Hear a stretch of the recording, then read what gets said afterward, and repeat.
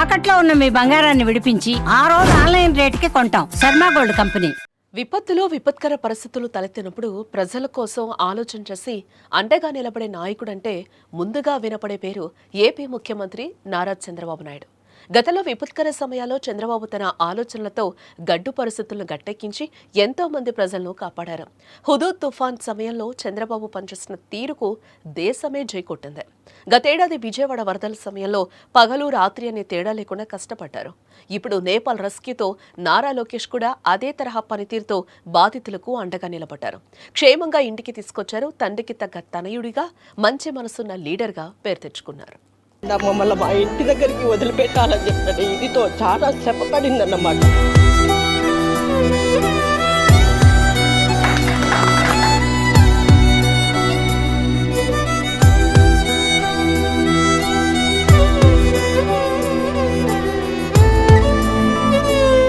నేపాల్లో అల్లర్లనగానే అక్కడ ఏం జరుగుతుందో అని చాలా ప్రభుత్వాలు తెలుసుకోవడానికి చూశాయి. కానీ ఒక్క ఏపీ సర్కార్ మాత్రం నేపాల్లో మన తెలుగువారి పరిస్థితి ఏంటని ఆలోచన చేసింది.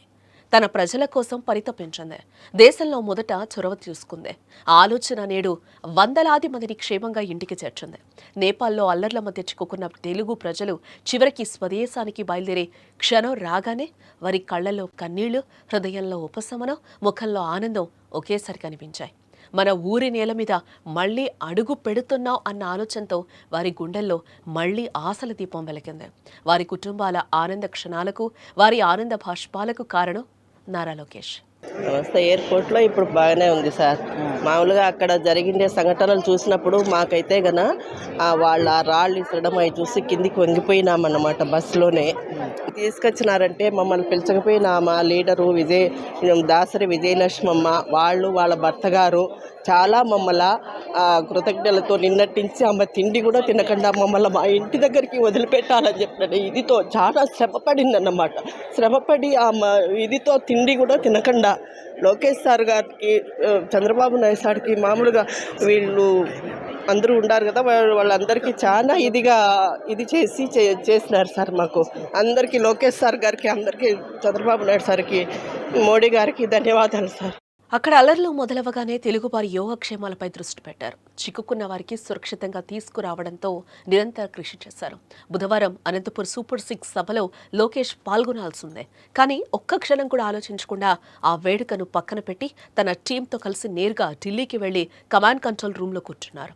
ఒకవైపు కేంద్ర విమానయాన శాఖ మంత్రి రామ్మోహన్ నాయుడు, మరోవైపు రాజ్యసభ సభ్యుడు సానా సతీష్ బాబు, రాష్ట్ర మంత్రులు ఇలా అందరినీ సమన్వయం చేస్తూ లోకేష్ రాత్రింబవళ్లు నిద్రాహారాలు మాని ఈ మిషన్ నడిపించారు. గత ఏడాది విజయవాడ వరదలప్పుడు కమాండ్ కంట్రోల్ రూమ్ నుంచే రెస్క్యూ ఆపరేషన్ హ్యాండిల్ చేసిన అనుభవంతో నేపాల్ నుంచి క్షేమంగా తెలుగువారిని తీసుకొచ్చారు. విశాఖపట్నం, తిరుపతి ఎయిర్పోర్టుల్లో దిగిన మన తెలుగువారు మీడియా ముందు కన్నీళ్లు మున్నీళ్లతో తమ అనుభవాన్ని పంచుకుంటున్నారు. అక్కడ మనం ప్రాణాల కోసం భయపడ్డాం, ఇక్కడ అడుగు పెట్టగానే గుండె నిండిపోయిందని చెప్పిన వారి మాటల్లో ఒకవైపు బాధ, మరోవైపు ఉపశమనం కనిపించింది. నేపాల్లో పరిస్థితులు అయితే మన భారతదేశ యాత్రికులకి అయితే మంచిగా బాగలేదండి. మేము ఒక 2 రోజుల క్రితం బై బస్సు వచ్చేద్దామనేసి బయలుదేరాం నైటు. సో మా అల్లరి మోకులు ఉంటాయి కదా, సో అల్లరి మోకులు వచ్చి అటాక్ చేశారండి. డోర్ తీయమన్నారు. మా డ్రైవర్ డోర్ తీయకపోయేసరికి పెద్ద పెద్ద రాళ్ళు వచ్చుకొని కొట్టేశారండి.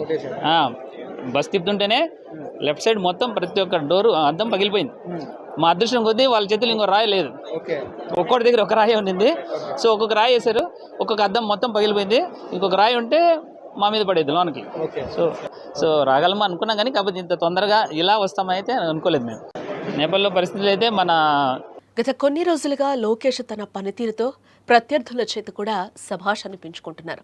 సమస్య ఎంత పెద్దదైనా, ఎంత జటిలమైందైనా తన దృష్టికొచ్చిన వెనువెంటనే స్పందించడం, పరిష్కారం అయ్యే వరకు వెంటపడ్డం ప్రజాసేవలో మంత్రి లోకేష్ నిబద్ధత, చిత్తశుద్ధికి అద్దం పడుతోంది.